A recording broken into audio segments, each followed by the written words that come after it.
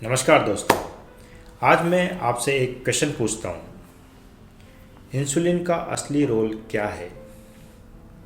सिर्फ blood sugar कम करना, fat store करना, सेल्स को एनर्जी देना, या इन सब का कॉम्बिनेशन?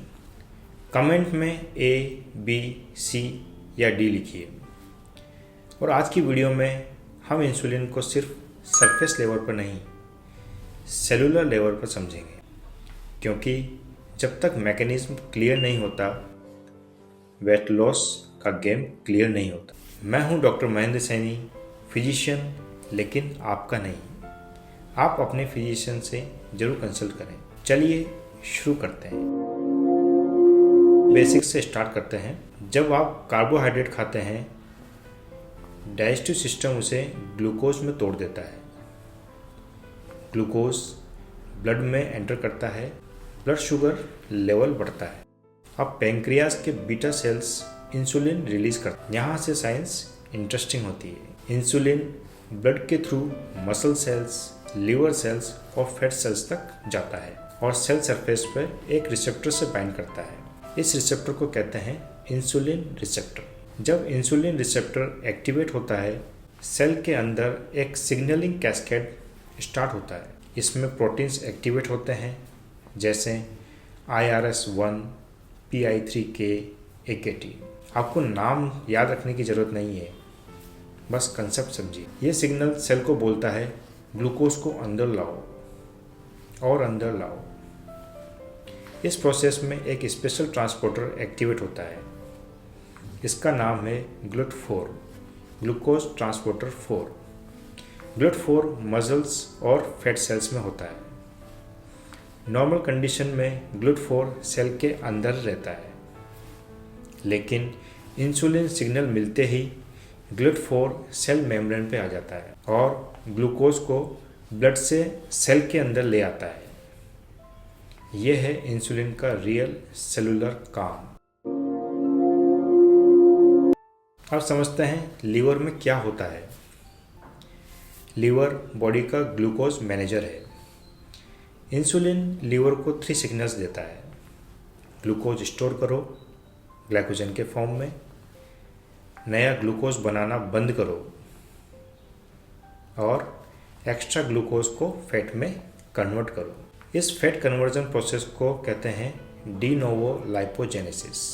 यहाँ ग्लूकोज फैटी एसिड्स में कन्वर्ट होता है, फिर ट्राइग्लिसराइड्स बनते हैं, फिर वो फैट सेल्स में स्टोर होते हैं। अब समझिए, जब इंसुलिन रिपीटेडली हाई रहता है तो लीवर कंटिन्यूसली फैट बना रहा होता है, इसलिए फैटी लीवर डेवलप होता है। अब हम इंसुलिन रेजिस्टेंस भी समझ लेते हैं। इंसुलिन रेजिस्टेंस का मॉलिक्यूलर रीजन। अब क्वेश्चन आता है, सेल्स इंसुलिन की बात सुनना क्यों बंद कर देते हैं? मैं सिंपल लैंग्वेज में समझाता हूँ। अगर इंसुलिन बार बार हाई रहता है, frequent snacking, sugary drinks, stress, poor sleep, तो सेल्स इंसुलिन की बात सुनना कम कर देते हैं। इस कंडीशन को कहते हैं इंसुलिन रेजिस्टेंस। इस स्टेज पर ब्लड शुगर ग्रेजुअली बढ़ने लगता है, इंसुलिन और ज़्यादा बनता है, बेली फैट स्टोर होता है, वेट लॉस रुक जाता है और धीरे धीरे टाइप 2 डायबिटीज़ का रिस्क बढ़ता है। क्रॉनिक हाई इंसुलिन बराबर रिसेप्टर ओवरलोड। जैसे अगर आप किसी को रोज़ 50 बार कॉल करोगे तो वो इरिटेट होगा ना, वैसे ही सेल्स रिसेप्टर्स इनसेंसिटिव हो जाते हैं। अब इसको साइंटिफिक लेवल पर समझते हैं। Inflammation, oxidative stress, visceral fat, high free fatty acids, ये सब इंसुलिन सिग्नलिंग पाथवे को ब्लॉक कर देते हैं। IRS प्रोटीन्स डिसफंक्शनल हो जाते हैं। इसका रिजल्ट होता है GLUT4 प्रॉपर्ली एक्टिवेट नहीं होता, जिससे कि ग्लूकोज ब्लड में ही रहता है। पैंक्रियाज और इंसुलिन रिलीज करता है। इस कंडीशन को कहते हैं हाइपर इंसुलिनेमिया, यानी इंसुलिन हाई है लेकिन इफेक्टिव नहीं है। अब ये समझते हैं कि वेट लॉस क्यों रुक जाता है।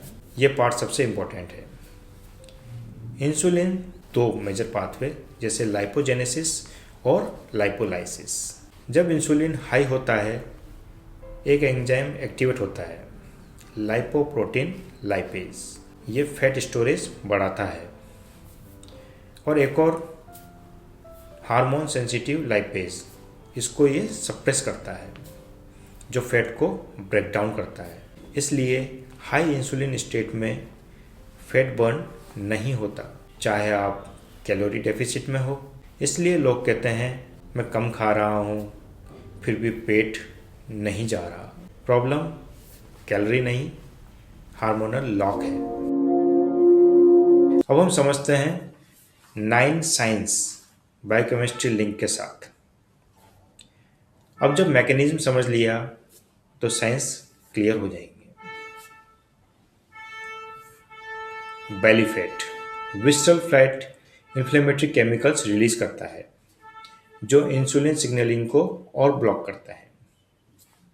आपने नोटिस किया होगा कुछ लोग ओवरऑल मोटे नहीं होते लेकिन पेट निकल आता है, हाथ पतले, पैर पतले लेकिन टमी टाइट और बाहर।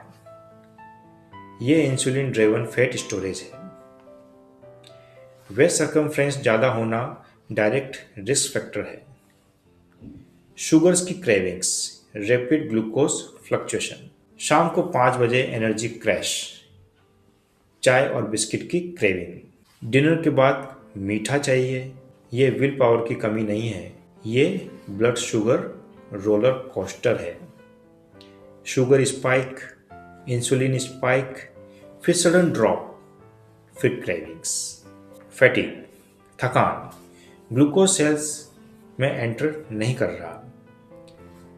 मैं तो ये खाना खाता हूँ फिर भी एनर्जी नहीं आती। रीज़न, ग्लूकोज ब्लड में है लेकिन सेल्स एफिशिएंटली यूज नहीं कर पा रहे हैं। इसका रिजल्ट फैटिग। डार्क नेक, इंसुलिन स्किन ग्रोथ रिसेप्टर्स को स्टिमुलेट करता है। अगर नेक के पीछे डार्क वेलवेटी पैच है, इस कंडीशन को कहते हैं अकैंथोसिस नाइग्रिकेंस। ये हाई इंसुलिन का विजिबल मार्कर है। मेकअप से कवर करना सोल्यूशन नहीं है, रूट कॉज देखना जरूरी है। High triglycerides, liver extra glucose को फैट बना रहा है। Brain fog, unstable glucose supply, focus problem, memory issue, sugary meal के बाद हैवी फील करना। ब्रेन को स्टेबल फ्यूल चाहिए होता है। Weight loss stuck, lipolysis is blocked. ये सबसे फ्रस्ट्रेटिंग साइन है। आप डाइट कर रहे हो, वॉक कर रहे हो, फिर भी स्केल मूव नहीं कर रहा। रीज़न सिंपल है, हाई इंसुलिन बराबर फैट बर्निंग बंद। स्किन टैग्स, मल्टीपल छोटे लटके हुए स्किन ग्रोथ्स, स्पेशली नेक और अंडर आर्म्स में। हाई इंसुलिन उन्हें स्टिमुलेट करता है। High BP, insulin sodium retention बढ़ाता है, ब्लड वेसल्स स्टिफ करता है। इसलिए इंसुलिन रेजिस्टेंस और बीपी साथ साथ मिलते हैं, सब इंटरकनेक्टेड हैं।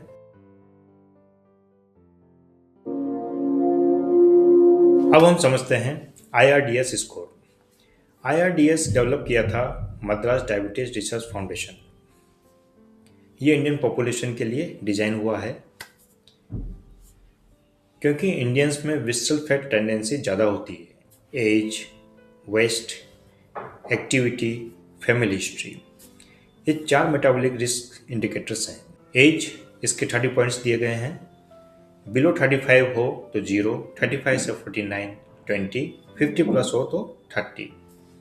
एज के साथ इंसुलिन सेंसिटिविटी कम होती है। वेस्ट सर्कमफ्रेंस, इसके 20 पॉइंट्स हैं।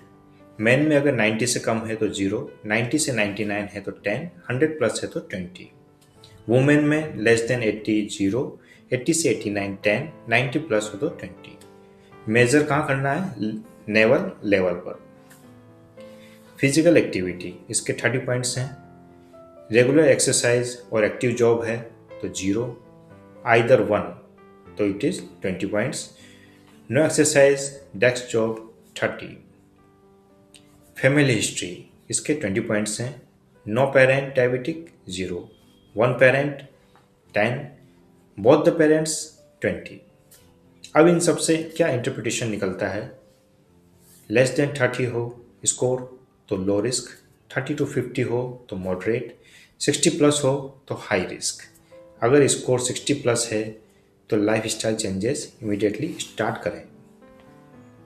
अक्सर लोग कौन सी गलती करते हैं? सिर्फ कार्डियो करते हैं, ब्रेकफास्ट में कॉर्नफ्लेक्स लेते हैं, हर 2 घंटे में कुछ ना कुछ खाना, फ्रूट जूस को हेल्दी समझते हैं और स्लीप को इग्नोर करते हैं। और इन सब से आपका इंसुलिन सिस्टम ऑलरेडी स्ट्रेन में हो जाता है। आप IRDS स्कोर कैलकुलेट कर सकते हैं और यहाँ पर पॉज कर सकते हैं। अब सवाल ये आता है कि इसको रिवर्स कैसे करें? साइंटिफिक लॉजिक से समझते हैं। रिफाइंड कार्ब्स कम करने से इंसुलिन स्पाइक्स कम होते हैं। प्रोटीन इंसुलिन को मॉडरेट रिलीज करता है बट सैटिस्फैक्टी बढ़ाता है। स्ट्रेंथ ट्रेनिंग से GLUT4 एक्सप्रेशन बढ़ता है even without insulin. Walking after meals glucose Uptake improve करती है। स्लीप कॉर्टिसोल कंट्रोल करती है। कॉर्टिसोल इंसुलिन रेजिस्टेंस बढ़ाता है। विसरल फैट कम होते ही इन्फ्लेमेटरी साइटोकाइंस कम होते हैं। इसका मतलब इंसुलिन सेंसिटिविटी इम्प्रूव होती है और बॉडी फैट बर्न मोड में आती है। अब रैपिड क्वेश्चन आंसर कर लेते हैं। क्या इंसुलिन रेजिस्टेंस रिवर्सिबल है? हाँ, अर्ली स्टेज में डेफिनेटली। क्या इंटरमिटेंट फास्टिंग जरूरी है? हेल्पफुल हो सकता है लेकिन सबके लिए कंपलसरी नहीं है। क्या शुगर कंप्लीटली बंद करनी पड़ेगी? नहीं, लेकिन डेली हैबिट नहीं होनी चाहिए। अब आपको ओपनिंग क्वेश्चन का आंसर मिल गया होगा।